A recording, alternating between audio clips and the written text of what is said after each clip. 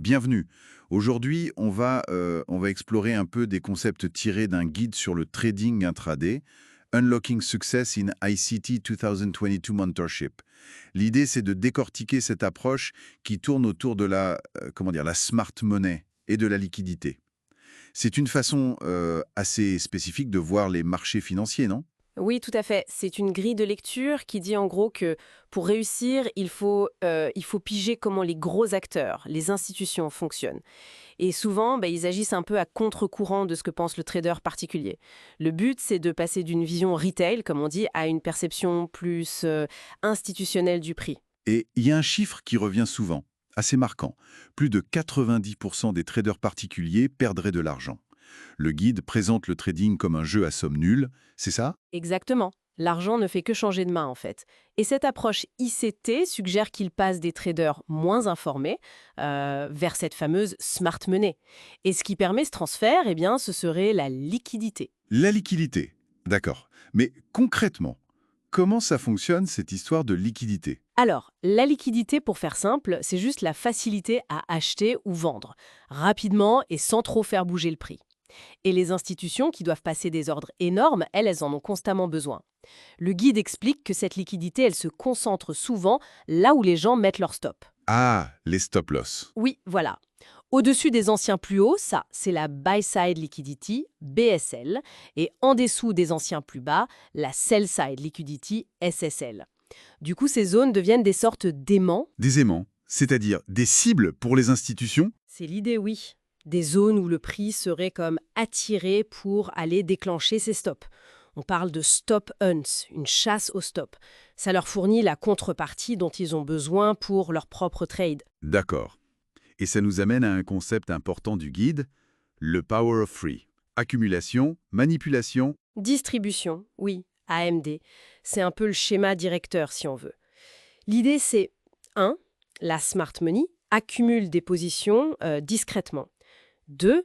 Ensuite, la manipulation, on pousse le prix dans le sens inverse du vrai mouvement attendu. Pour aller chercher la liquidité, les stops, j'imagine. Précisément.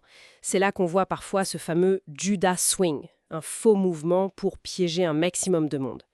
Et 3, la distribution, le prix part enfin dans la bonne direction et les institutions débouclent leur position avec profit. Ce Judas Swing, c'est donc un piège délibéré selon cette approche? Disons que la manipulation n'est pas vue comme du bruit aléatoire, mais comme une étape presque nécessaire pour eux. Ok, c'est clair. Donc on cherche cette chasse au stop, suivie d'une manipulation. Mais comment on repère le début du vrai mouvement? Quels sont les indices? Alors là, on entre dans d'autres outils. Par exemple, les Market Structure Shift, les MSS. Imagine, le prix prend la liquidité sous un ancien bas, SSL, puis il remonte fort et casse un sommet allant. Ah oui, un changement de direction net. Voilà, ce changement de structure après une prise de liquidité, c'est un MSS. Ça peut signaler un retournement.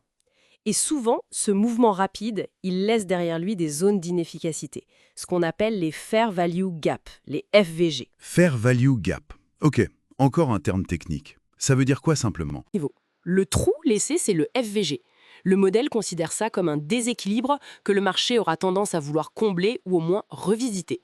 Donc ça devient une zone d'intérêt, peut-être pour entrer dans le sens du mouvement qui a créé ce gap. C'est une trace, quoi. D'accord. Donc si je résume, on surveille où est la liquidité, les stops, on cherche des signes de manipulation type Judas Swing, puis on attend un changement de structure, clair, MSS, et on utilise CFVG comme zone potentielle. C'est ça, c'est le cœur de la logique présentée. Après, le guide ajoute plein d'autres éléments pour affiner, comme les kill zones, des fenêtres horaires spécifiques, Londres, New York, où il y a souvent plus d'action, ou déterminer le daily bias, la direction probable pour la journée, identifier des niveaux clés, comme les order blocks, les breaker blocks, et bien sûr faire attention au calendrier économique, même si on conseille d'être prudent autour des grosses annonces. Ça fait pas mal de choses à intégrer quand même. La discipline doit être essentielle. Ah, mais complètement. Le guide insiste énormément là-dessus. La patience, la psychologie, éviter de se perdre dans l'analyse. L'objectif, c'est pas de tout prévoir, mais de repérer des setups, des configurations qui ont une haute probabilité de succès, basées sur cette lecture des flux et de la liquidité. Faut savoir attendre, quoi. Donc, pour résumer, c'est une vision où les prix ne bougent pas au hasard, mais serait plutôt orchestrée d'une certaine manière par la quête de liquidité des gros joueurs. C'est une perspective qui change pas mal la donne, oui. Et ça soulève une question intéressante, peut-être pour finir. Si on accepte cette idée que la smart money chasse activement les stops des autres, comme le propose ce modèle, comment ça impacte notre confiance dans les outils plus classiques, les indicateurs techniques, les supports, les résistances? Est-ce qu'on les regarde de la même façon après ça? C'est une piste de réflexion, je trouve.